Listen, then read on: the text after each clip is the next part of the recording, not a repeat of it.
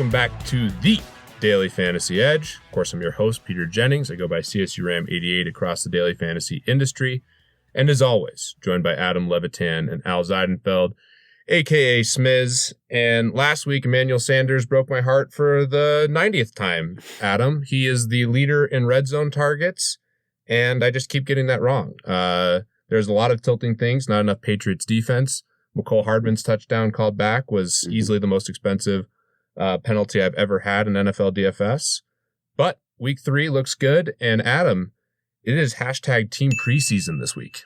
Yeah, I don't know what's going to happen this week. I'm either going to win it all or lose it all. I mean, this could be really bad, but I want to be all in this week because all these guys, there's at least, and we'll talk about them, at least 5 guys I think that are legit members of team preseason, like actual first team all-star team preseason members that are legit in play this week. And I don't think I'm being biased. You guys can tell me if I am. It's possible, but there are, and I'm excited about it. We also have a shower narrative in play. I mean, this is going to be an all-time week for sure. Is that an overlap one? The shower narrative combo is also a team preseason combo. Correct. So doubling up on the narratives. Yeah, it can't lose. Two narratives make a positive. When you have a shower narrative and a team preseason narrative, you actually can't lose. It's actually guaranteed 100% to work. So yeah. Very exciting week. We have a lot to talk about, so let's just dive into the games here. Hold on, Listener League. Oh, Listener League. I'm trying to go too fast. We need to get Listener League out there. They hashtag made it smaller. I don't know what to tell you guys. 9,700 and something. I talked about on the solo pod. It overlaid slightly. They made it smaller, but listeners. Yeah, I mean, it's still huge. Still $8K, $10 buy-in, 3 entry max, no rake, flat payouts. It's not hard, guys. I'm tired of explaining this. Just find DK Playbook, find the logo, find the link. I mean, that's it. Can I make it even easier? Yes, please. Go to the Google machine, type DFS Edge Playbook. That's all you have to do. That's it. One click takes you there, then click on the Listener League. There we go. Does that work on mobile? Because I know people are having a hard time with mobile. I mean, it probably does, because Google also works on mobile. Well, it's different. But I'm spitballing now. Let me just say this.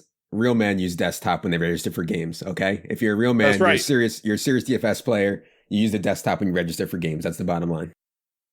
Or woman. Before all of Adam's mentions are filled with, I have a laptop. Does that count? Nah, but get in there. We don't want him to make it smaller than 8K, so go ahead and get in there. Yeah, let's fill this thing early so they can hashtag make it bigger. I would love to see it get back up to 10K entrance. Let's dive into the games, though, because there's so many games, still no teams on bye, and a lot to go through here.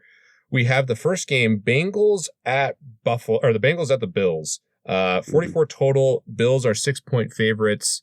Josh Allen stud, John Ross stud, and Adam, what are the news and notes here?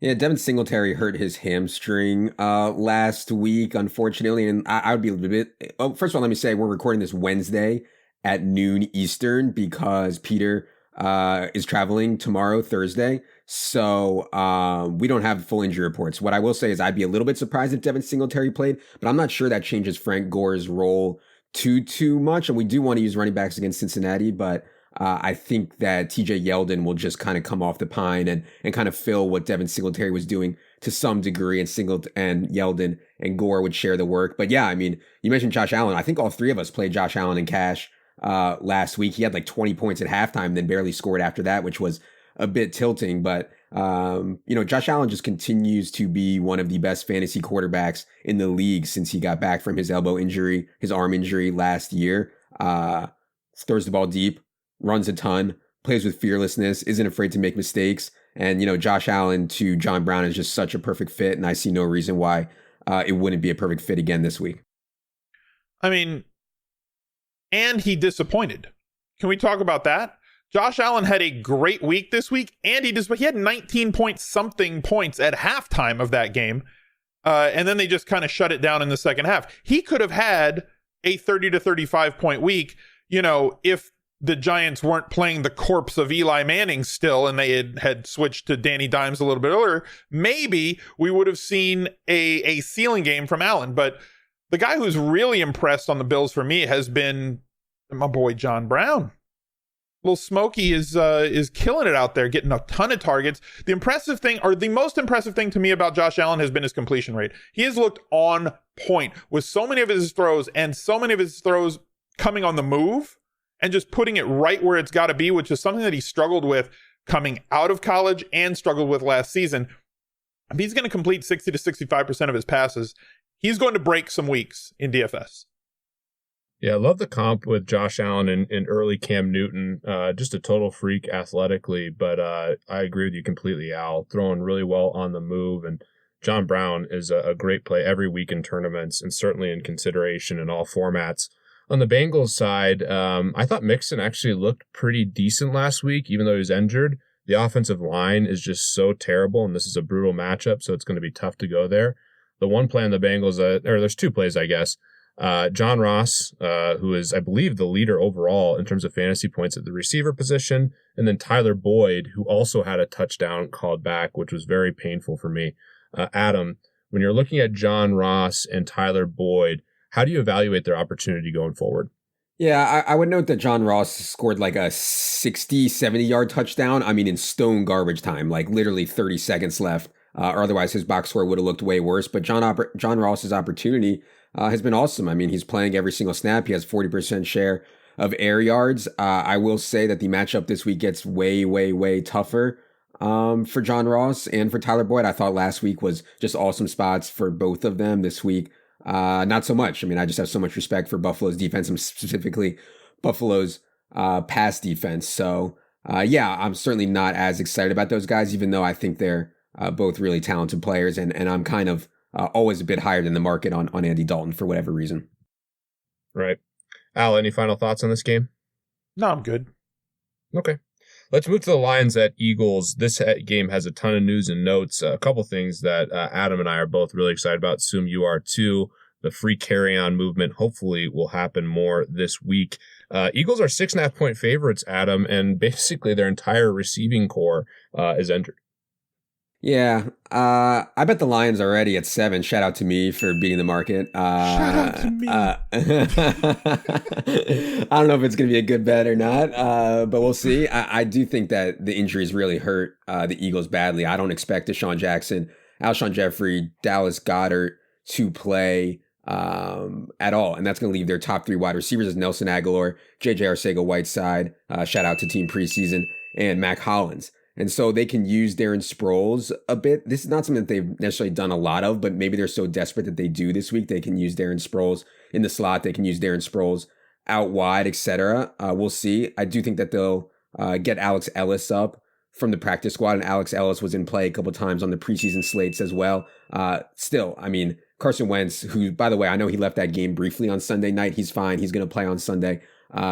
Carson Wentz has serious eyes for Zach Ertz. Like, even if they didn't have all these guys out, Carson Wentz locks on to Zach Ertz like 7 yards down the field at such a high rate. It's wild. So, yeah, I mean, Zach Ertz is not cheap. I believe he's 5,700, which is actually more than George Kittle, slightly, and more than Evan Ingram. But Zach Ertz target projection here is going to be massive. And then you also mentioned, the Lions. I don't know. Like, then first they're like, yeah, CJ Anderson is going to share. He's going to be great. He's going to share it with Kerryon Johnson. They're like, well, we're actually going to cut him for Paul Perkins. So then, Paul Perkins is just like total dust. Like, I can't believe they think that Paul Perkins is better than CJ Anderson. I mean, they probably know more about the state of CJ Anderson than I do, but I think the real reason they wanted to do this is they like this kid, Ty Johnson, who was their 6th round pick.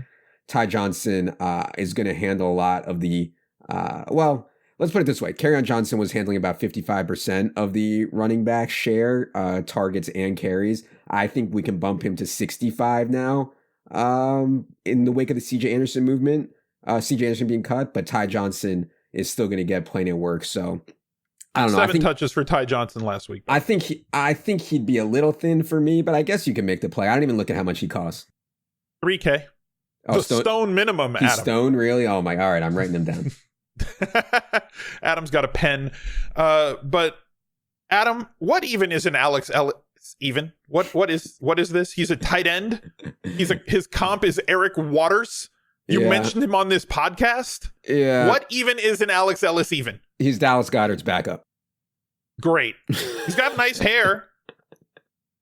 I don't know what to do with that information. For me, it's just everybody's out. We kind of know who to play here, right? So, like, we love situations where there is a truncated target tree. Because, like, before, it's like, well, there's Djax. He's going to get his 12, 13%. You got Jeffrey's going to get his, and then Ertz is going to get his, and Goddard's going to get his 8%. And all these guys are going to kind of cannibalize one another. And what we saw happen against Atlanta, they're all out. Ertz, Aguilar, Ertz, Aguilar, Ertz, Aguilar, Hollins. Right? That sounds like a good song. That could be like the hook for, that's the new Badger song for 2019. So, like, I figure I know where the targets are going to go. And while Zach Ertz was not somebody who was, I was thrilled to play at a first look standpoint, I was like, wow, Kittle's way too cheap. And then I started thinking about it, and Zach Ertz might get 30% of the target market share this week. And he's 100 more than Kittle. Yeah. So I'm probably going to be all over Zach Ertz in this game. 3,600. No issue with the fine folks at DraftKings, but based on this new role with him getting a very elevated target share and nobody else to block him, even if he still has the dropsies every now and again, if he gets 10 targets at 3,600, he's kind of a must play for me. Yeah, I'm a huge fan of Arcega-Whiteside. Shout out to me. Drafted him a bunch with my last pick in some drafts. He is a jump ball specialist, a preseason specialist. Mm-hmm. I think a great pivot off Aguilar, who I agree is going to really rate well from a points per dollar perspective. I think he's a staple for all formats. But Arcega-Whiteside, I think, is a really, really nice pivot. Adam, you are a huge preseason guy, and he excelled. And I think really the red zone opportunity he could see, given his style of play, could be great. Mm-hmm. Yeah, he dusted me 1 week in preseason where he just like kind of airball, but that was the game where they had a bunch of quarterback injuries in one half against, I believe it was Atlanta, in one half of preseason where he caught like 8 balls for 106 yards. I would prefer JJ Arcega-Whiteside talent over Nelson Aguilar's natural talent any day of the week. I think they were surprised, or obviously he was surprised. Arcega-Whiteside was expecting to play like 0 snaps on Sunday night. Instead, he ended up playing 74 out of 80. He just wasn't ready. This week, he's going to be part of the game plan. I don't think that it's that far. The gap between Aguilar and Arcega-Whiteside is that far off. At least it won't be as far off as the ownership will be between those two. Interesting. What about the other side of the ball with somebody like Kenny Golladay? Because we always want to just play wide receivers against Philly. That's kind of, there's certain teams that are flowcharty. To go back to that old thing that we do, playing running backs against Atlanta, tight ends against whatever teams, it always changes. This year, it looks like it's going to be play everybody against Miami. They're just, flowchart, play literally every player on the field against Miami. But it's been, the front seven for Philly is very tough, but their cornerbacks allow you to attack. Atlanta did it constantly with Ridley and Julio last week. Kenny Golladay this week, going up against this Philly defensive backfield. Yeah, I'm a huge Kenny Golladay guy, so I love that call. The targets are there now too. Yeah, I think he's a phenomenal play, and I would also point out Hawkinson in a bounce back game. Obviously, went off week 1 versus Arizona, who we're also going to be targeting, opponents against every week. But I think Hawkinson is going to be a GPP play basically every week, given his upside and his talent. So I like Golladay, Hawkinson. Could even convince me on Marvin Jones. And, Johnson, too, is going to be, they wanted him as a pass catching back. So if you think the Eagles play really well here, I don't think he's a terrible min price punt, assuming they're down and he gets a lot of involvement in the passing game. Yeah. Kenny Golladay is just so good. And yeah, what Al's referring to is just the funnel defense concept, which is for sure going on with the Eagles. I mean, Houston is one, but for sure the Eagles are just a massive funnel. Let's move to the Jets at Patriots. We have 2 games with just historic spreads here. Patriots are 22.5-point favorites in a 43.5 total. I mean, Trevor Siemian, shout out to him, used to live in the same building as me. Really feel bad. He had an awful injury. And now the Jets are going to be trotting out Falk, Adam. And this Patriots team looks like one of the best Patriots teams through this dynasty.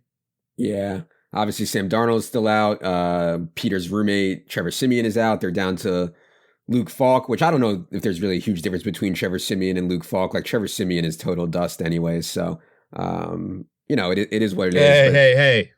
Be nice to Trevor Siemian.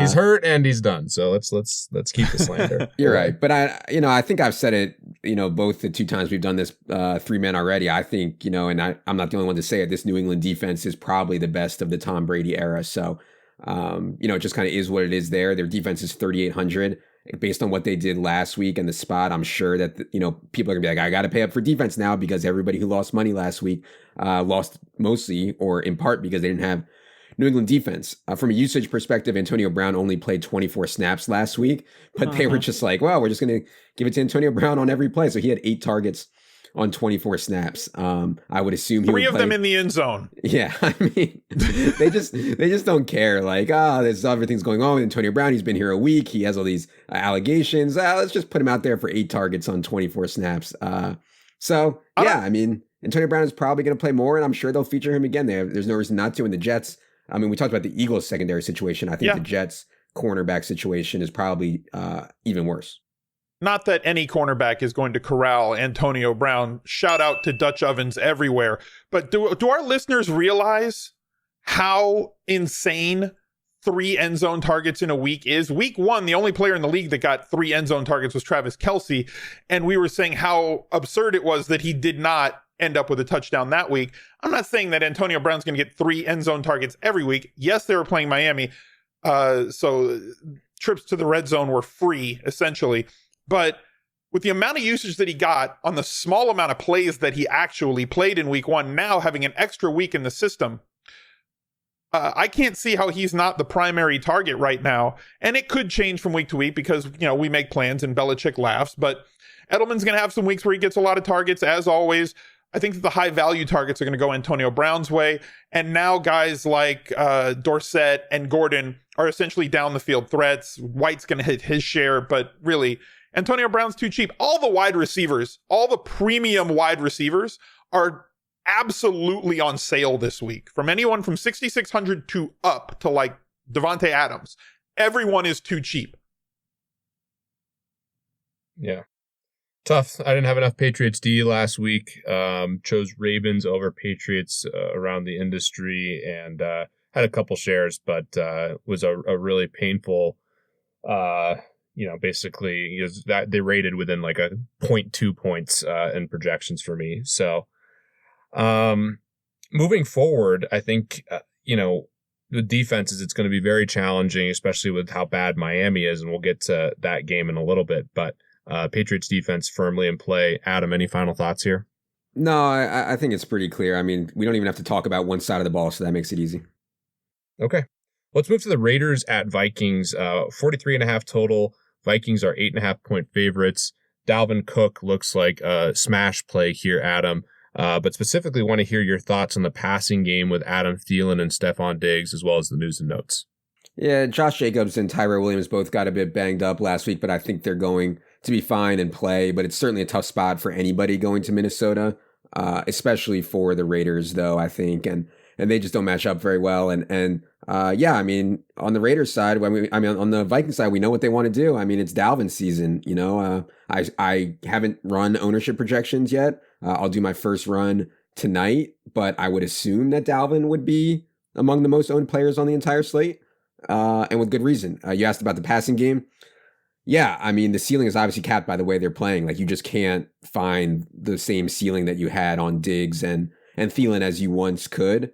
They've had games where they haven't had to stretch out Kirk Cousins. I mean, the Packers are playing really slow, which we'll talk about also, but this doesn't look to me like a game they'll have to stretch out Kirk Cousins either. So I love, Diggs and Thielen's talent, and it's so concentrated. I think we'll find spots to play them this year. I doubt that this is going to be one for me. I mean, maybe Adam Thielen, but I don't know. Not for now for me, Al.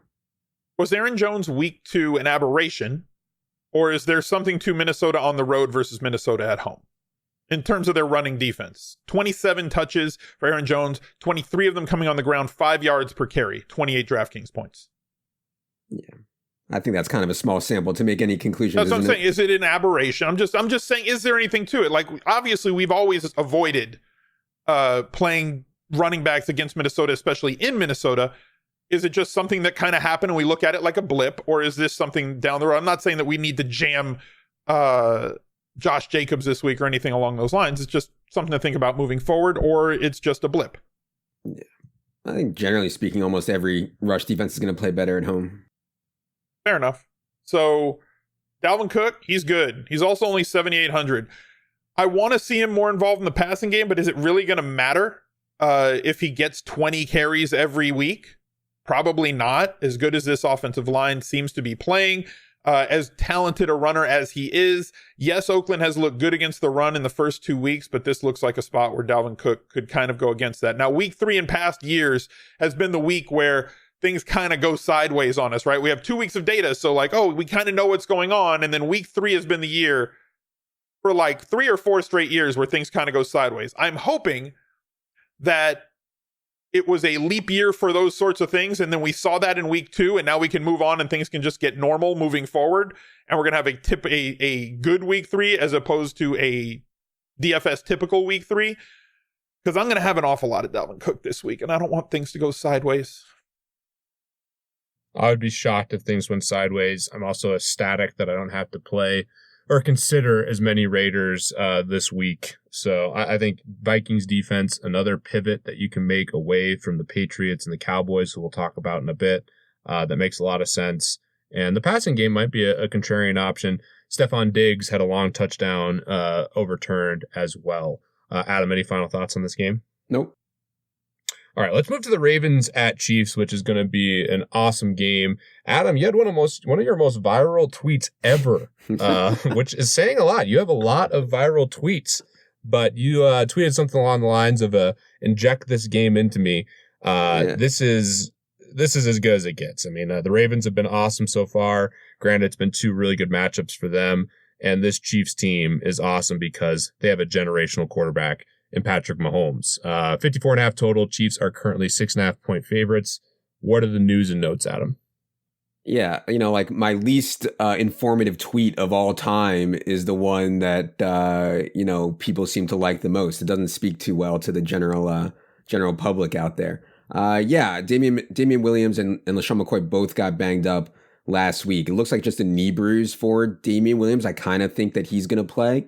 LaShawn McCoy went for an MRI on his ankle. I think it came back clean, if I saw that correctly, and I consider him questionable for now. We'll see. Obviously, if one of those guys is out, I think they'll just plug Darwin Williams in, but you could see more for Damian Williams. On the Tyreek Hill replacement front. You mean Darwin Thompson? Darwin Thompson, sorry. Yeah. On the Tyreek Hill replacement front, it was very clear what they wanted to do last week. Sammy Watkins, 50 routes run. Demarcus Robinson, 48 routes run. Mecole Hardman, 42 routes run. And then the next closest guy, DeAnthony Thomas, was down at 4. So, we know who their 3 wide receiver set is. I didn't think, I talked about on the solo pod, I just didn't think Demarcus Robinson had that in him. But maybe it doesn't matter when you're playing with Patrick Mahomes, whether you have it in you or not. So I'm obviously that's going to be the best game of Demarcus Robinson's season. But yeah, I was with Peter. I thought Mecole Hardman was the play, and he played well, but he got one called back. Last news and note on this game, Marquise Brown played way more than I thought he was going to play last week. I thought Marquise Brown would play 20 snaps. He ended up running a route on 38 of Lamar Jackson's 44 dropbacks. So yeah, he's in there, and he's tough to handle from a speed perspective. I know Peter this season has made a conscious effort to only roster guys who run 4.4 or faster, so I'm sure Peter's going to have Marquise Brown. At this point, it's time to play America's favorite new game show. Is it sustainable? Because all that we've talked about for Patrick Mahomes for a year has been, is his touchdown percentage sustainable, right? And everybody says, well, regression, maybe he's allergic to regression, maybe he's immune to regression. The guy has over a 9% touchdown percentage rate. He could regress to 7% in touchdown percentage and still be better than generational talents Aaron Rodgers and Russ Wilson, who sit at a career of 6.1%, and they're all-timers. They're the highest ones from the new era of quarterbacks. Not the guys that are higher than them on the all-time list are guys from 1940. So that's basically as good as it gets, and he's 3% higher. You know who's 3% higher than him this year? Lamar Jackson, sitting above 12%. Definitely going to regress in terms of his touchdown percent per throw. But if he runs for 100 yards a week, it's really not going to matter, right? So you know that that's on the table with him. He does have that high floor. We didn't see it in week 1 because it wasn't needed against Miami.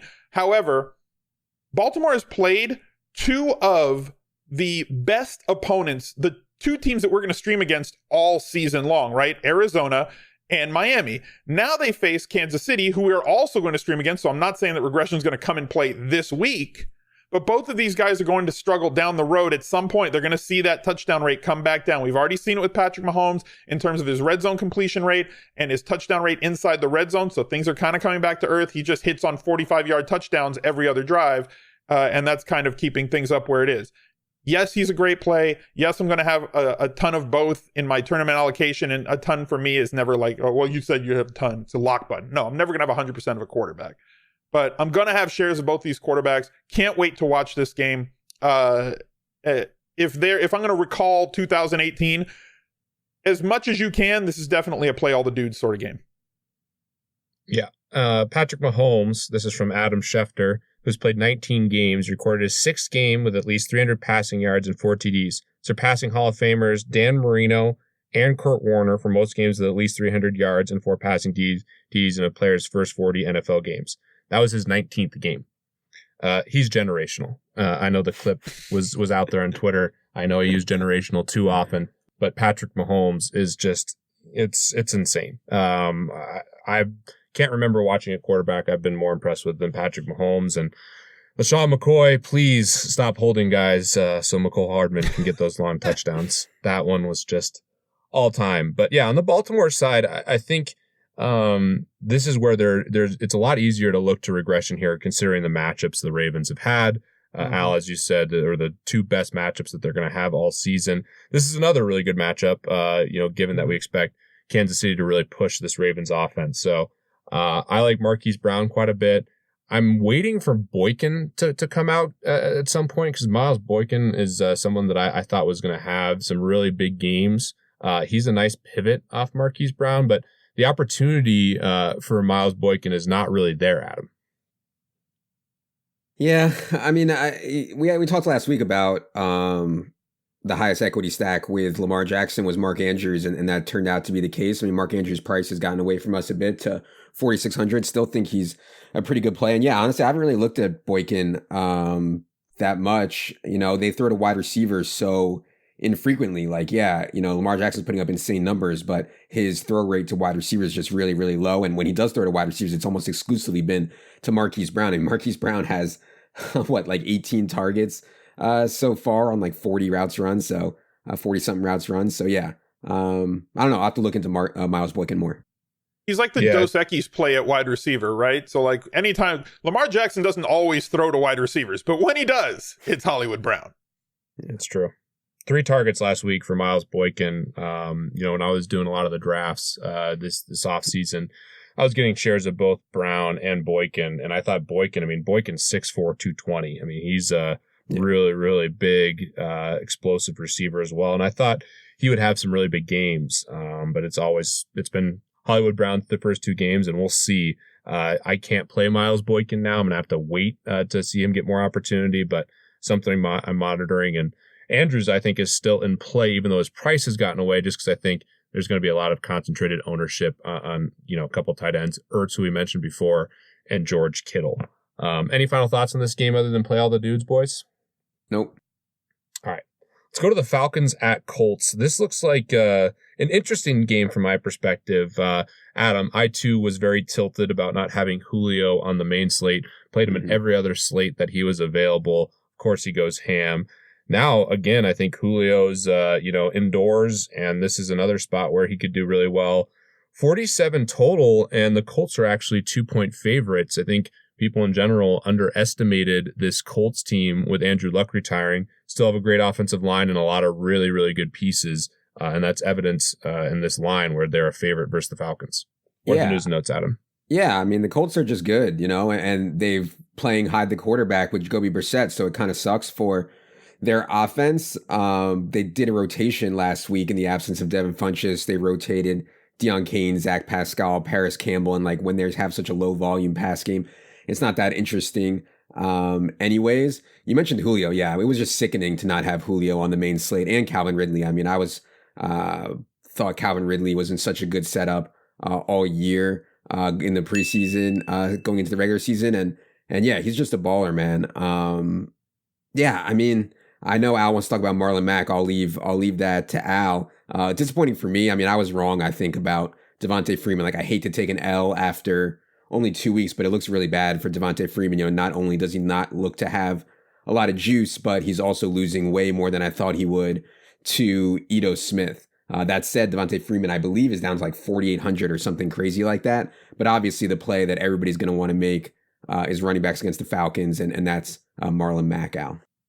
I was looking for a tweet that you had, Adam, and I can't find it. So apologies, shout out to me for sucking at finding this tweet right now on Twitter. But it was like... That's the best shout out ever. Yeah.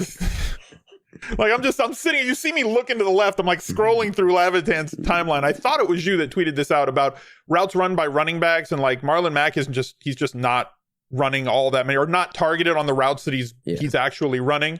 I wish I could quote that stat right now, but I can't find it. So yeah, I didn't. So apologies. I didn't tweet that, but yeah, you're right. Marlon Mack is running about twice as many routes as Naheem Hines. He's just not being targeted for whatever that's worth.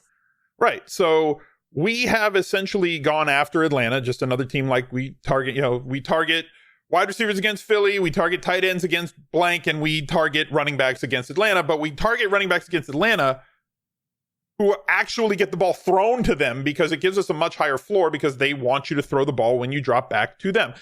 Now, in the defense of Jacoby Brissett, because I do feel like I have to say this, everybody's looking at Kobe Brissett's game logs and it's like, well, he hasn't done much. They're not letting him do much. They're playing protect the quarterback. They're turning him, he's a game manager, and he very well might be. I think he's an average to above average quarterback in this league. That's kind of where he falls. But he's played the Chargers on the road, and he's played Tennessee in Tennessee. Now he gets his first home game and faces Atlanta, who gave up a ton of pass yards last week, albeit to a much better quarterback than Jacoby Brissett. I think that Jacoby Brissett is a very sneaky tournament play this week because, like we've said before, and Pete, the work that Labs has done on back testing things like when the players' production goes down and the salary comes down, the percentage comes down, and there's a great chance for you to buy low. Is this a buy the dip spot on this Indy offense, knowing that they're playing a defense that's not of the caliber of the past two that they've played, and they're now at home? Adam is bored by my question. No, I think it's great. I mean, the biggest asset that the Colts have is one of the best offensive lines in the NFL. And I'm still a huge believer that a lot of these games are won at the line of scrimmage. Obviously, quarterback is very critical. And with the way the league's changing, the secondary of the opposing team's critical as well. But the Colts have one of the best offensive lines. T.Y. Hilton is a straight baller. He's coming back at home. I expect him to have a really good game. And I'm super high on Marlon Mack. I have been high on Marlon Mack coming into the season. He was my highest drafted running back. I was really, really high on him with Andrew Luck as his quarterback, but still like him. And I think the Colts offense can play really well in this spot at home. I'm waiting for a Deion Kane explosion. Was really disappointed it didn't happen last week. Maybe it happens this week. But yeah, I'll be buying a lot of the Colts offense in game stacks. And it's easy to run it back with Julio and Calvin Ridley. And to your point, Adam, about Devontae Freeman, I think one other factor that's really hurt him is all the injuries on the Atlanta offensive line. They're just losing guys left and right, and they have not had continuity on their offensive line. So the Colts defense with Marlon Mack could be another stack if you didn't want to, go full in on like Brissett and the pass catchers. Yeah, you're right. I mean, the Falcons offensive line has lost two guys and I think maybe a third. So yeah. Yeah, interesting spot. High total, relatively close spread. I definitely could see this being, a contrarian game to really go after in terms of a game stack. Moving to the Broncos at Packers. Truly, guys, I need some help here because I drafted literally zero Emmanuel Sanders. My wife talks about him all the time. This is not a bit. This is not a joke. She drafted him on all of her teams. She's doing better than me so far in all the season-long stuff. I don't play Emmanuel Sanders in literally I have not played him once in DFS so far, and it is no joke cost me six figures so far to start the season. Some of the most painful beats I've had have been Emmanuel Sanders just going nuts, including last week where he caught that ridiculous touchdown. And week 1, he just absolutely burned me. So is it time to start buying a lot of Emmanuel Sanders? I mean, he's leading the league in red zone end zone targets. Yeah. What are the news and notes? And this is a serious question, not just the bet.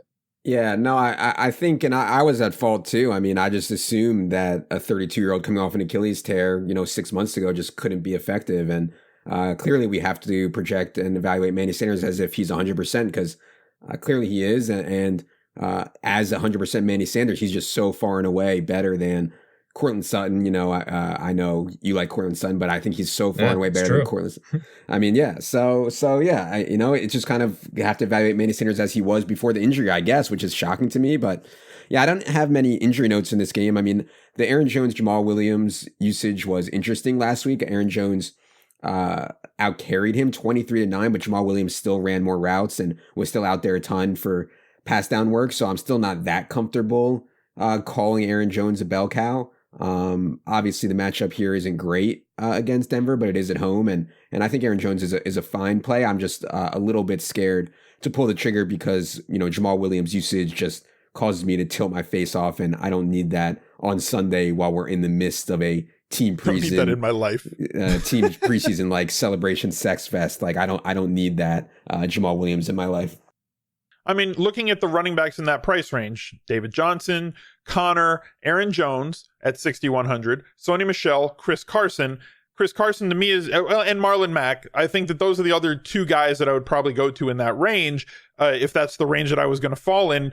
To me, Aaron Jones has the most predictable role in that spot. All three of them, well, two of them are favored and at home, at least, and by about a touchdown or more. Aaron Jones' inclusion in the pass game this year and the amount of snaps he's playing is really the reason that I'm interested in. But as you said, there is the risk that he goes from he just kind of yo-yos from a 13 to a 23 carry guy depending on game flow. Yes, there is a little bit of risk here with Aaron Jones, but this does look like a good spot for him at home with Denver on the road, seeing what they gave up on the ground to Josh Jacobs in week 1. And now you have a back who is more dynamic than Josh, or used in a more dynamic way within that offense than Josh Jacobs is being used in Oakland. Yeah, Packers 8-point favorites here at home. Their defense has been awesome. So I do like the Packers defense with Aaron Jones.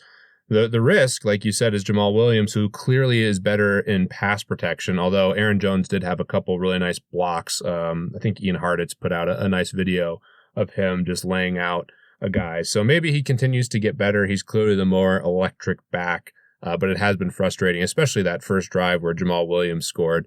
I was really rooting for Aaron Jones there. And then on the Broncos side, I'm just hoping Emmanuel Sanders doesn't burn me again. I'm not going to have any exposure to Broncos. I think the Packers are another really nice pivot on defense away from the chalkier defenses, and they could be awesome this week. So that's where I'm looking. Adam, any final thoughts specifically around Davante Adams, who historically we've really avoided playing receivers versus the Broncos, but I think Davante Adams is in play every week. So your thoughts on him? Yeah, I mean, dude is just a baller, and Chris Harris mainly plays in the slot. I could see them using Chris Harris more on Davante Adams here if they want to, but it doesn't really matter. I mean, Davante Adams is just a baller. I have no problem with him whatsoever. What is greater? Okay, the amount of points that the Broncos score. Sorry.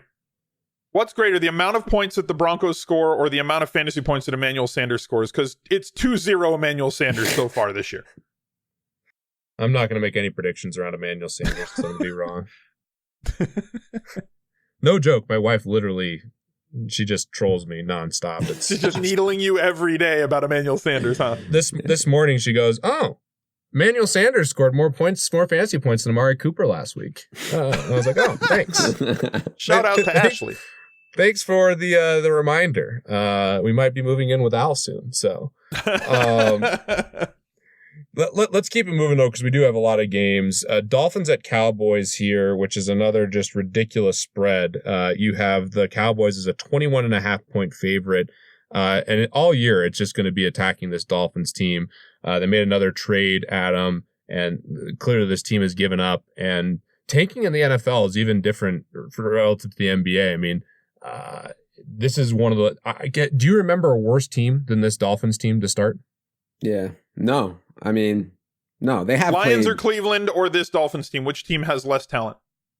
The Lions 0-16, the Browns 0-16, or this Miami team? I mean, the Miami team definitely started with more talent, but they're like giving it all away. You know, just, here, take this talent. We don't want it. They definitely started with a reasonable amount of talent. I mean, you know, Xavier Howard can play, Minka Fitzpatrick, who they traded away, can play, Kenny Stills, Laramie Tunsil, all those guys can play, but they're giving them all away except for Xavier Howard. Yeah, I mean, obviously the big news, or at least to me, the big news in this game is Michael Gallup missing. Sad piano, please. Yeah. Michael Gallup's going to miss 2 to 4 weeks, it sounds like, with this knee scope. Devin Smith, I played him at least twice in the preseason, and he made the official, and by official, I mean my official first team all preseason list for this year. That is the only preseason list, by the way. So like it's both the greatest and the worst of all time. It's the only one there is. It's the only all preseason first team list. Devin Smith jumped off the page this preseason, like awesome. And, you know, maybe we should have expected it. Like, he's a former second round pick of the Jets, like a while back, 6'1", runs a 4.4, blew out his knee a couple of times though. And it seems like he's all the way back now. And they seem really confident, Dallas does, about Devin Smith. And I like Cedric Wilson too, but it sounds like they're going to give Devin Smith all of the Michael Gallup role. So I'm excited about that. Obviously, matchup couldn't get much better. Expect Xavier Howard to be on Amari Cooper for what it's worth. So yeah. And then you have another team preseason guy on this game too, Preston Williams. If you wanted to play someone on Miami, I mean, Preston Williams was really good when he got chances in the preseason also. So many preseason guys out. If I play Preston Wilson, do I have to play the Cowboys defense against him? Preston Williams. You're thinking Preston Wilson, the former Florida Marlin. No, I'm thinking Preston Williams. Do I have to play the Cowboys defense against him? Isn't that how you win $1 million now? Yeah. I mean, I believe that's the route to the millionaire maker, is to play both the defense against Preston. That's the key to unlocking the Million Maker now. Shout out to the Million Maker winner. Yes. Is that what won last week? I didn't even look. Yes. Yeah. Yes. Yeah. So why have we not mentioned Ezekiel Elliott? Yeah. Like, everybody's worried about, well, you know, the game's going to be like 50-0 and they're going to sit him in the fourth quarter. Do you realize that if the game's 50-0, Ezekiel Elliott's going to have about 40 DraftKings points, probably on about 8 touches? Yeah. Because by the way, and just to add to that, last week, my biggest head-to-head was against somebody who played Tom Brady. When Tom Brady was up 34, I think it was 34-0, throwing touchdowns, I was just tilting my face off so hard. And there's no reason to think that like they're going to yank Ezekiel Elliott at 34-0. You know what I mean? Like, he could keep playing, and of course he would have a big role in it. So yeah, I mean, it's crazy. If they score 5 touchdowns, you're telling me Ezekiel Elliott's not going to have at least one of them? Like, this is what everybody's predicting. It's like, well, they're going to be up so much that he's not going to get 25 carries. But if they're up that much and he has 15 carries, he probably has 2 or 3 touchdowns at that point. Yeah. Because you took one of the touchdown makers out of the offense. Like, they're not just going to sit him and play Pollard the whole game and give Pollard 25 touches. That's not how this works at this level. If people are saying that, they should probably retire from DFS. Yeah, that's a donkey thing to say. I have a lot of thoughts here because we just mentioned multiple CSU guys. Shout out to Michael Gallup. Shout out to Preston Williams. Michael Gallup is a baller. Shout outs this week. A lot of shout outs. We're off generational other than Patrick Mahomes, and we're on to shout outs. I love Preston Williams in a game where they're going to be coming from behind. And to your point, Al, I think Ezekiel Elliott and the Cowboys defense is one of the strongest plays. And in addition to that, I mean, I don't think Tony Pollard's a bad tournament play either. Tony Pollard also had a touchdown overturned last week. And we've seen already when Dallas is way up, they give Pollard a lot of opportunity. And this Dolphins defense is just so bad that we can play a lot of guys on the Cowboys and be okay with it. Amari Cooper, awesome play. I know he's going to see Xavier Howard, but it's still a great option. And then I'm curious to hear your guys' thoughts on Dak Prescott. He has been really, really good at home. He's been really good as a home favorite. And now he's facing this Dolphins team. He has rushing equity as well. Do we like, I mean, Dak's rating pretty well in a points per dollar sense, but Where does he kind of rank for you guys? Not to get too direct on the cash game stuff, but obviously it's Wednesday. Is Dak someone you guys are considering in all formats? Oh, yeah. I mean, oh baby. I'm trying to stack as much touchdown equity as I can into as many lineups as I can, and avoiding this Dallas team this week because you think they're going to sit for whatever reason you think they're going to sit. If they sit, they've scored 5 or 6 touchdowns already. That's a lot of touchdown equity for all of the players that are going to be on the field for the majority of snaps. And the touchdowns, I will be shocked. Sure, it could happen. If they score 6 touchdowns and 2 of them are from Pollard, 1 is from Jarwin, and Jason one Witten, is, your and guy. 1 is from Witten, and 1 is from Wilson, then fine, I'll take that L. I'll risk taking that L, is all I'm saying. Dak's My last gonna ball question out. was going to be, my last question to Al was going to be, how many shares of Jason Witten? Dad runner. At least 3. Okay. Jason Witten, doesn't he have, does he have 2 touchdowns so far? Yeah. He does. I mean, Jason last Witten. week, this is a funny thing. I'm going to expose a DM here for a second. Evan Silva sent me a picture of a lineup that he had. He said, I thought of playing an old man lineup just to tilt Levitan. It had Brady, Adrian Peterson, Edelman, Fitzgerald, Antonio Brown, and then Witten scores. I'm like, how did you not have... I was like, Gore scored a touchdown last that week. team's good. How did you not have Jason Witten on that team, Adam? Or Evan, you should have won all the money. Old man team came through last week. Yeah. We should have mentioned Frank Gore, too, with the Bills. Shout out to Frank Gore. Maybe I missed you talking about him, but yeah, all the old men might be in play, and I think you can safely play all the Cowboys. It's just a matter of how they score those touchdowns. And the defense, I mean, I think the worst case for the offensive players is that the defense gets like 2 or 3 touchdowns, and that hurts, especially the passing game. Adam, any final thoughts before we move to our friends at LinkedIn? No, let's tell our friends about LinkedIn. Building a winning team is all about finding the right people for the job. That's why teams all over the world spend so much time recruiting athletes they need on the field. And when it comes to hiring for your business, there is no better tool than LinkedIn. Over 600 million members visit LinkedIn to connect, learn, grow as professionals, and discover new job opportunities. That's how LinkedIn can make sure your job post gets in front of people you want to hire, people with the right hard and soft skills you're looking for. Things like collaboration, creativity, adaptability. LinkedIn does the legwork to match you to the most qualified candidates so you can focus on hiring the person who will have the big impact on your business. A hire is made every 8 seconds on LinkedIn. That's why companies use LinkedIn to hire, rate LinkedIn Jobs #1 in delivering quality hires.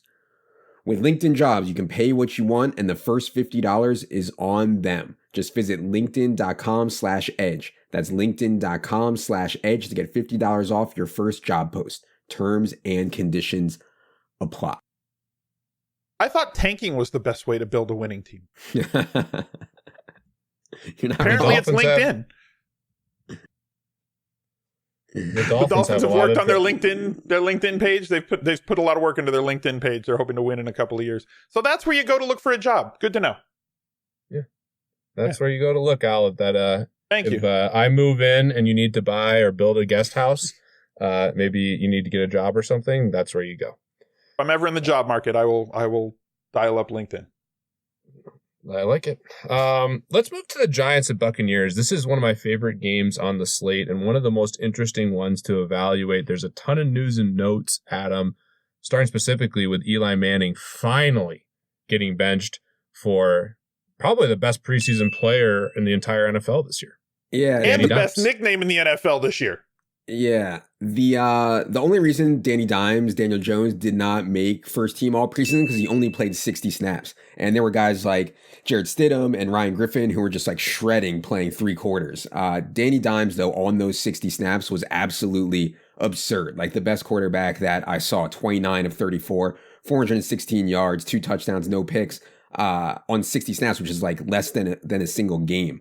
I would love for him to have Golden Tate in this game. He won't. I would love for him to have Sterling Shepard in this game. He might with the concussion. But either way, I think people are underestimating what Danny Dimes can be able to do. I have some level of respect. Like I'm actually optimistic that this Bucs defense is maybe better than people realize. They won't have Devin White though.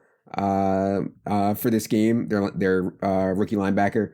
But yeah, I'm optimistic about Danny Dimes, man, and it's just explosion time for Evan Ingram and Saquon Barkley. You know, you guys thought that they were playing well before. They're about to absolutely erupt with Danny Dimes. So yeah, I'm sure I'm more optimistic than most. The only thing that sucks about the Danny Dimes situation on DK is like, you know, the pricing. I mean, Danny Dimes is what, like 5,100 or 5K, and you only have to go up a little bit more to get to like Jameis Winston or Josh Allen or whatever you want to play, you know? So you're not saving that much by going to Danny Dimes or Mason Rudolph or whatever. But they're, for me, I mean, they're definitely still in play at least, and I'm sure I'm biased, but Danny Dimes preseason was out of this world. How many times did you just say Danny Dimes? It's the best nickname. It was at least like 17. The only reason that one of the reasons I like him and like talking about is because everybody was so sure that he was just like a total bust donkey, you know Trash what I mean? bag, yeah. Yeah, and so like the same thing with Josh Allen. Like I don't think Josh Allen's good, but I like rooting for him because everybody just assumed he was just totally awful, you know? Yeah, it's just you're a natural contrarian, right. Is what you're saying. Right. And again, I suck at finding tweets on the fly here, apparently. I believe it was Evan Silva that tweeted out this morning that Daniel Jones ran for like 40 yards a game in college too, right? Yep, he did. Yeah, he's athletic. So he's athletic, you have some equity with his legs. Just because he makes Eli Manning resting face doesn't mean that the dude has athleticism anywhere close to as bad as Eli Manning. This dude can move a little bit. Yeah. Yep. He's a good player. Maybe somebody like Evan Ingram will have positive air yards in the first half this week. Dare to dream. He will. Saquon Barkley, I'm not going to say the one word, but he's awesome. He's really good. Think you should probably have some exposure to Saquon Barkley. And then on the Buccaneers side, Adam, let's talk a little regression in a good way for Jameis Winston and the rest of this offense. Mike Evans, one of my favorite buy low candidates. I'm still a huge believer in O.J. Howard as a talent. I know he's been really bad the first 2 weeks and put up a 0 ball on Thursday Night Football in week 2. But I like him, and then you still have the God himself. So I like Jameis quite a bit. He was more efficient in week 2, didn't have a big fantasy game, but I really like this spot. For the Buccaneers offense against this Giants defense, which has been absolutely pitiful, Tampa Bay 6.5 point favorites in this game and a 47.5 total. Looking through all these Tampa Bay guys, I know you're biased towards the God. He's more expensive than Mike Evans now in DraftKings, which shout out to you. You called that. But Mike Evans, O.J. Howard, buy low candidates. What are your thoughts? Yeah, I mean, everybody is saying Mike Evans is a buy low. Can he even be a buy low anymore? I mean, he has comparable air yards, comparable opportunity to Chris Godwin. The difference is Chris Godwin is just better, so he has more production. But yeah, I'm sure it'll. Shocking it'll you said that. I'm sure it'll even out with the production. Mike Evans is going to be fine. Yeah, I mean, the Giants have no pass rush. They struggle in the secondary. Like it's for sure a great spot. And I'm not ready to give up on O.J. Howard. It just is what it is right now. He's not playing well, and he's only running a route on like half of Jameis's dropback, so it's just hard to be excited. Yeah. Al, I got a sushi bet. Sushi bet, first one of the year. You in? Your call. I'll be the house. I owe sushi bets, so of course I'm in. Okay. So here it is. You pick. I'll be the house. More DraftKings points this week, Godwin or Mike Evans? I'll take Godwin. You got Godwin? Okay, I got Evans then. Okay. I'm willing to take either one because I think it's real close. Yeah. Like it could be either. The Giants are allowing the third most yards per pass attempt, which bodes well for you, obviously, because Evans has so many air yards and gets so many opportunities downfield. But Winston's so bad at completing deep passes.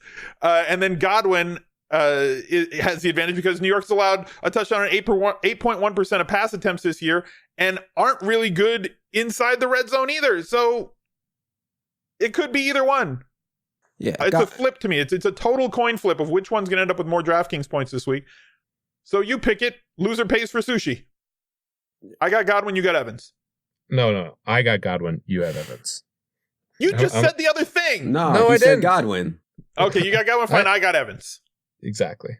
I'm fine either way. I don't care. Either way, I get to eat sushi. I mean, next time I see you, I'm paying for sushi no matter what. I'm just hoping to knock one off here. The difference is like one guy actually gets yards after the catch, one guy gets targeted in high catch rate areas, and the other guy just like runs down the field and tries to make big plays. So You might catch a couple. Adam's not. He's going to snap off a 70-yarder this week. Yeah, it's definitely possible. Pete's going to tilt his face off on Sunday. I can't wait. When Godwin went off and Adam posted that picture on Twitter, he almost broke DFS Twitter. It's great. I've got a couple more. Shout out, if Chris Godwin scores this week, people have sent me a couple more Godwin Jesus type stuff that I'm sure the religious freaks won't like, but I'm definitely posting them. All right. Let's keep it moving. We have the Panthers at Cardinals, and big news around Cam Newton, Adam. It's going to be, it looks really, really questionable at this point. And clearly, if you're watching football, watching Cam, he does not look right. Yeah, Cam hurt his foot in the preseason, seemed to aggravate it, and now it's pretty bad. It seems like he says he's going to try and play. We'll see. I think as of this Wednesday afternoon, he seems truly questionable. It would suck for him to miss because this is like the best spot, just like Matthew Stafford had the best spot, just like Lamar Jackson had the best spot. Now, whoever plays quarterback for Carolina is going to have the best spot against Arizona. It's going to keep being like that until Patrick Peterson gets off suspension. So, yeah, I mean, Cam Newton's backup is Kyle Allen. I don't have any affinity towards Kyle Allen because he hasn't really played enough in preseason. They played Will Grier over him a lot in preseason, but I think we know Will Grier did not look good, and Kyle Allen will be the starter. Kyle Allen started week 17 last year if you want to go back and watch some Kyle Allen. So yeah, I mean, I want to play Carolina. I'm playing anybody against Arizona all year, so I want to have some Carolina guys, and I think Kyle Allen is at least capable. Obviously, it's a major downgrade from Cam Newton. And that's the thing that gives me a little bit of pause here. Not that they're going to not play fast, because the Cardinals have the second fastest snap rate, right? Time between snaps, seconds between plays this year. You know who's first in the league? The Carolina Panthers. So they're probably going to play a little bit slower if they go from Cam to Kyle Allen. Luke McCown, the comp for Kyle Allen, both have very nice hair. I don't know how that's going to play into a pace of play sort of scenario. We'll have to ask Pat Thorman about that. He is the hair aficionado and the pace aficionado on fantasy football Twitter. Some people are going to get that joke, some aren't. But my question here is, I really, really, really, really want to play tight ends against Arizona. And Greg Olsen, hashtag old man, hashtag dad runner, all that sort of stuff. 9 targets, both weeks, week 1 and week 2. We know what his relationship is with Cam Newton. He's only 3,700. We go from Cam Newton to Kyle Allen. They're going to play a little bit slower, but the matchup still remains extremely tasty. Can we bank on Greg Olsen with a backup quarterback? Does the backup quarterback degrade the offense enough that we have to avoid these good players like DJ Moore and like Samuel and like Olsen? Or is the matchup that good that it's going to negate the drop in quarterback play? Yeah, I prefer Olsen specifically with Cam. What are your thoughts, Al or Adam? I was just going to say, I would have to talk to people that I trust more. Guys who didn't play in the preseason, I have no book on, so I feel way better about Daniel Jones and Mason Rudolph than Kyle Allen, but that could be an awful take. I really don't know. Mm-hmm. Yeah, Christian McCaffrey also pretty good at football, coming off a bad game. He's an amazing play. And another Pat Thorman shout out here. Pat Thorman tweeted out, highest no huddle rate through 2 weeks. Cardinals sitting at 54%. Next awesome. Highest is 18%. So that is awesome for fantasy. DJ Moore has looked electric, clearly the number 1 target, and Curtis Samuel is going to have some really big games this year. So I think all the Panthers are in play. And then on the Cardinals side, I'm still really high on Kyler Murray. Good week for him too. Yeah, it's a really good spot. Christian Kirk looks awesome. Larry Fitzgerald still playing well because it's September. If you look at just the last couple of years, he's been a much better first half player versus second half, which makes sense given his age. So David Johnson's there. I think there's a lot of plays, and this is definitely one of the best games to stack, given how fast both have played, especially if Cam Newton plays. Any final thoughts, boys? Nope. All right. Steelers at 49ers. We do have another huge piece of news. Ben Roethlisberger out for the year, which means more hashtag preseason, Adam. What are the news and notes here? Yeah, well, before I get to the actual perfect storm spot of all time, James Conner, questionable. I mean, he says he's going to play. We'll see. If he doesn't play, Jalen Samuels will start. And Jalen Samuels on DraftKings is just such a PPR-friendly player. Matt Breida. I was hopeful that Matt Breida would get more. You can go back to my Twitter and look. I think it was through the first 2.5 quarters while the game was close, Matt Breida only out-touched Raheem Mostert 13-11 or something like that. But yeah, I mean, the big news, obviously, Ben Roethlisberger's out. People think Mason Rudolph is a stiff. I don't think that's the case. I mean, this dude absolutely balled out at Oklahoma State. And when he's been in the preseason, I think has played really well. He's extremely aggressive. He's willing to throw the ball downfield. Like, there's so many starting quarterbacks who just like are too scared to have big fantasy days. And like these guys who come in and are willing to sling it, I'm just so much more optimistic about. And of course, so we have three. I mean, look, this is just a perfect storm. Mason Rudolph and James Washington played together and likely showered together at Oklahoma State. In the 3 years that they were together at Oklahoma State, they racked up 33 touchdowns together, over 4,000 yards. They were like boys. Ridiculous. Okay, then in the preseason, James Washington can't do anything with any other quarterback. But when James Washington gets on the field with Mason Rudolph, he was all preseason first team back-to-back years solely on times when he played with Mason Rudolph. And then we also have team usage, because if you're following the usage closely, you know that Dante Moncrief was benched last week, and I don't think he's going to get back in the starting role this week. So we have team preseason, team shower, and team usage all in one spot on James Washington. This is just a 3 narrative issue here, Al. I mean, it literally can't fail. A triple narrative stack? Yeah. Here, before this, we've never seen a triple narrative stack. No. We've seen double narrative stacks. We've seen revenge and friends and family games before. We've seen birthdays mixed with friends and family games. We've never seen a triple narrative stack. I don't even know what to suggest here. Yeah. Is it like a negative times a negative times a negative? Like 2 would be a positive, but 3 might be come back to a negative. I don't know what to do. What I do know is that Nick Wagner just tweeted this morning that Jeff Wilson Jr., something that Kyle Shanahan said on Monday. I wouldn't say that Jeff Wilson Jr. is our designated red zone back, but that was how we planned going into the game. So he's your designated red zone back. I'm not saying he's the guy, but that's what we're going to do. So essentially, the Breida volume around the goal line just may not be there. He looks really good. They do want to maybe keep his volume down a little bit because he has been a little bit Italian in the past. He's been a little bit fragile. So they don't want to give him all the workload, and somebody like Wilson gives him a little bit more of a physical presence around the goal line. We do have an extremely friendly price on George Kittle, coming down from the price that he's been at, 6,800 and 6,600 the first 2 weeks, down to 5,600 now. And while I thought he was going to be the guy that I wanted to own, obviously Ertz and him kind of running neck and neck now, going to hold down the ownership on each one of them probably, right? Like one was probably going to be really highly owned and then the other one not. But now with all the injuries and all the targets being funneled towards Ertz, now I think it's going to even that ownership out a little bit.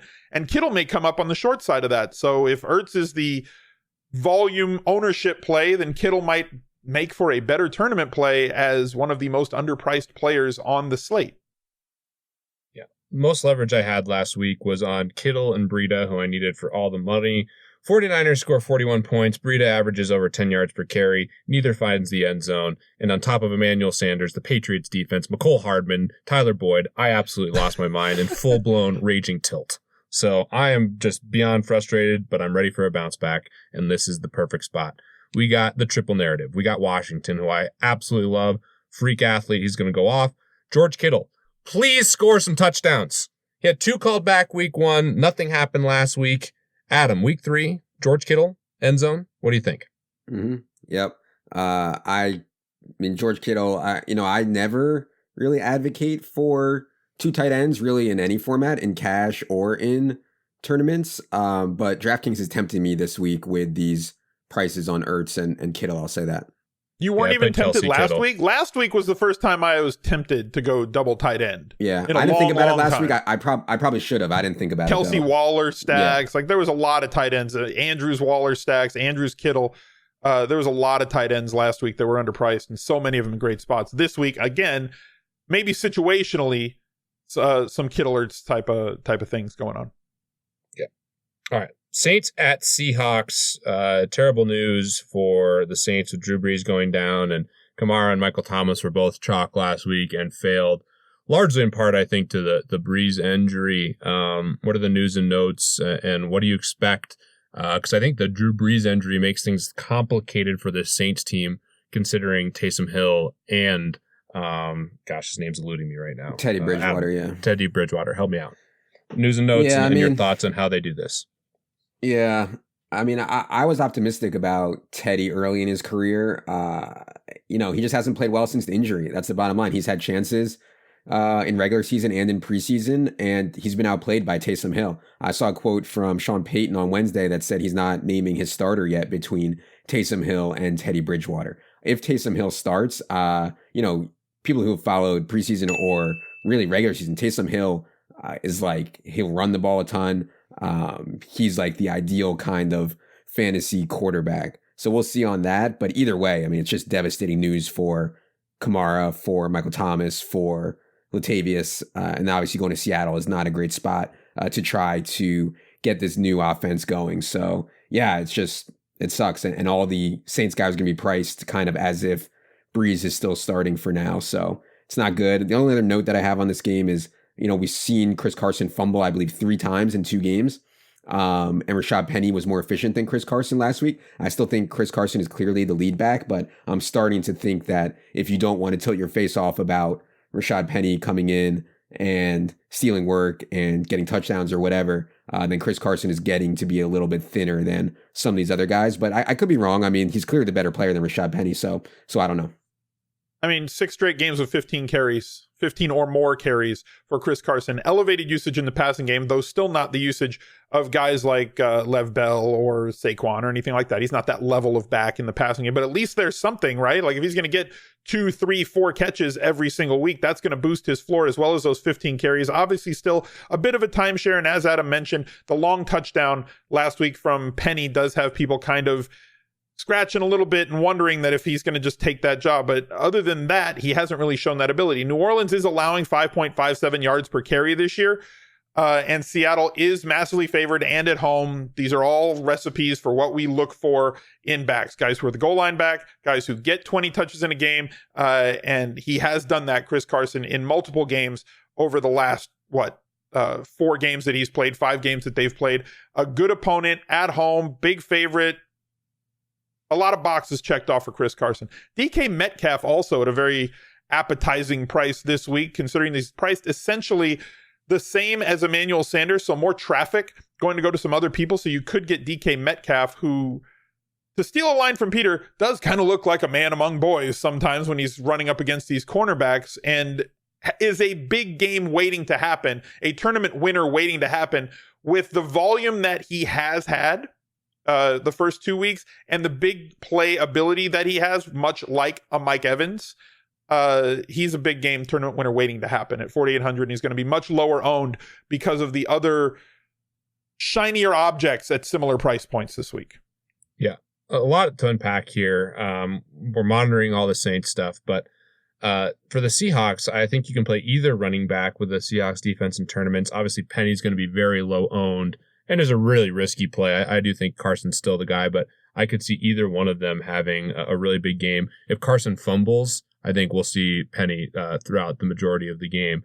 He has to hold on to the football. So I like both guys, but to the passing game that you just talked about, Al, people aren't talking enough about Russ Wilson. He had one of the best games I've seen in a long time. 29 of 35, 300 yards, 3 touchdowns last week. Guy is just balling. And DK Metcalf and Tyler Lockett are both options as well. So I assume Lattimore is going to be on Lockett, Adam. But with DK Metcalf scoring that touchdown, being as effective as he's been through the first couple of games, I feel like teams are going to be hesitant to just put all their attention on Lockett. So yeah. I like a lot of the offensive pieces for the Seahawks. We'll see what happens with the Saints. Any chance Kamara and Thomas are decent tournament plays because they're obviously lower equity without Breeze, but maybe their ownership's really low? Sure. Yeah. I mean, why not? But yeah, on the Lattimore thing, I'd have to check the slot rates, but I'm pretty sure Tyler Lockett's slot rate has been pretty high this year, which would likely allow him to avoid Lattimore and attack kind of the guys that we usually like to attack in the Saints secondary. So yeah, I mean, you saw last week Russell Wilson can and should be locked on to Tyler Lockett a lot. I already went on full-blown monkey tilt about, Kamara getting 3 targets in a game and 2 of them coming from Breeze. And to me, it seems silly that we're attributing that to, well, Breeze came out of the game, so the backup quarterback can't possibly utilize the running back because that would be way too difficult, right? And then we saw the third-string quarterback for the Jets just pepper Le'Veon Bell with 10 targets, which is kind of the way that games should go when the backup quarterback is there. I think this is a great bounce-back spot for Alvin Kamara, and he's not going to be highly owned at all. He's going to be low owned. Of course, like 2, 3, 5%. Same with Michael Thomas, who, he doesn't have a big ADOT, but he can rack up a lot of receptions. And he was a perfect DraftKings play with Breeze, given his likelihood of a lot of catches and going over 100 yards. Both those guys, you should see good ownership. If it's Taysom Hill at quarterback, I probably will be looking only at Kamara in tournaments, but we will see. Let's move to the Texans at Chargers as the last game on the slate here, Adam. Austin Eckler has been awesome. What are the news and notes here? Yeah, I don't have much, but by the way of injuries, Kiki Kute did get back last week, shared the number 3 role pretty evenly with Kenny Stills. And really surprising / disappointing thing is how much the Texans have used Carlos Hyde at the expense of Duke Johnson. You can make a good case that last week was a Carlos Hyde game. And if they get into a shootout with the Chargers this week, it would be a Duke Johnson game. I could see scripts like that happening. In that case, we know how the Chargers are scoring points because they're down so many guys. They're scoring it through Austin Eckler. They're scoring it through Keenan Allen. I mean, Keenan Allen, Phillip Rivers just locked on to Keenan Allen last week. He had 15 targets. Keenan Allen, I think I was the only one who played him in the 4-man. Like, I really needed Keenan Allen to do a little bit better. He came up 2 yards short of the bonus, which hurt. But I wouldn't be afraid to go back to him here, especially with Houston struggling so badly in terms of corner play in the slot. They cut Aaron Colvin. Like, Bill O'Brien just goes on tilt and cuts guys making $8 million a year. So yeah, I mean, if you're looking for tight, condensed shares of yardage and touchdowns, the Chargers certainly have it right now. I thought Mike Williams actually looked okay last week, so I guess he's in the mix too now, but certainly not at the rate that Eckler and Keenan are. Yeah, Mike Williams is you might get end zone targets out of him, but you're not going to get a lot of targets out of him. And Keenan Allen, as I said last week, does seem to be in one of those rips like we saw 2 years ago with him, when he gets those 4, 5, 6 week rips where he goes off for 10 to 15 targets every single week. That's just where this offense is right now. And you're getting an easy 5 to 6 catches out of Eckler every single week. The only person who's upset is MG3's agent, because everybody else is pleased with the way that this Chargers offense is rolling right now. Yeah, they are rolling. And Eckler and Allen are great plays this week. Mike Williams maybe as a tournament play. On the other side, Hyde has been really frustrating. If the Texans get behind, I think Duke Johnson can still be a really, really good play given his role in the passing game. And I actually really like Deshaun Watson as a bounce back play, as well as Will Fuller, who I think is an awesome, awesome tournament play. He's going to be popping in all the air yards models and everything else. And then Hopkins, you can play literally any week. Had a really brutal matchup last week, but yeah, he's a guy that you can play literally any week, just like Devontae Adams. So this is a really nice game to stack up, and it's the last game, so you keep optionality throughout the slate, and it's really clear who to play in this game, which is nice. On the Texans side, in tournaments, Adam, you think Fuller is the better play given the lower ownership, or do you like Hopkins given his certainty? Yeah, I mean, it seems like Will Fuller's role was unchanged with Kiki Kute coming back. I mean, you know what you're going to get with Will Fuller. You're going to get 4 to 5 deep targets, and if he connects on 1 or 2 of them, it's just a total smash. He is, I think, usually pretty owned. You think he's sneaky, but he's really not. He was 11% in the Millie Maker and 16% Listener League. I know that because my best tournament team had Will Fuller on it, and in hindsight probably wasn't the best play. But yeah, I mean, I think Will Fuller's going to have big games at some point. I'd also say Wait, you're playing tournaments now? Yeah. I played 5 lineups last week. 5 tournaments. Get all the way out of here. And I think I have 8 set up for this week. And I think I'm actually making my Millie Maker debut this week as part of the tournament allocation, just because, Look whatever. At there. It's $20. The debutante. You're going to get rich this week, Adam. 8 is my lucky number. Love that. And you playing the Millionaire Maker, how do you not win? You're destined to win. Hashtag preseason. It's going to be great. Yeah. So no, I've had some really good tournament teams this week. It's just the reason that I hate tournaments so much. I've had some really awesome teams, and like I've won, I don't know, like a few $1,000. Like it's just I need to have like something like a Smiz Life score to make me feel better about it. By the way, I'm on your team for that. Get that. Go get that money. Secure that bag. By the way, I got my hat back last week. Michael Thomas was owned more than DeAndre Hopkins. I don't know if you nosed that one out. That went to an inquiry.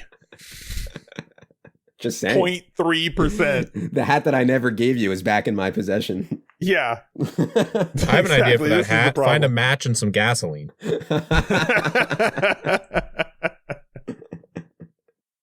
I don't even need gasoline. There's enough like sweat and all the other crap. I mean, there's literally like white stains on the front of it. I mean, it's Wow. That's an allegation that can neither be confirmed nor denied.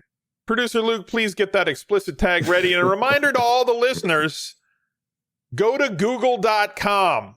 That's google.com, giving you results for all of your search questions way better than twitter.com forever. Type DFS Edge playbook. That'll take you right to the landing page. The first search, literally the first link it's going to give you is the landing page. That landing page on DK Playbook has the link to the Listener League. Go fill it. They made it smaller.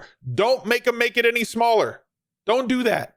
Best tournament on DraftKings. No rake, flat payouts, small entries. It's entry capped. The way to go. If you are a small, medium, or large bankroll player, you have to enter that tournament. Please get in there so that they don't make it like, 1,000 entrants again. We like it where it is. I love that. Get us out of here, Al. Now you need to say the goodbye. I mean, I can, but I needed to clear my throat because I felt like I was going to die for a second there. But anyway, for producer Luke, for Adam, for Pete, if we don't win a GPP, we hope that you do. I'm Al. See you next week. Bye, everybody.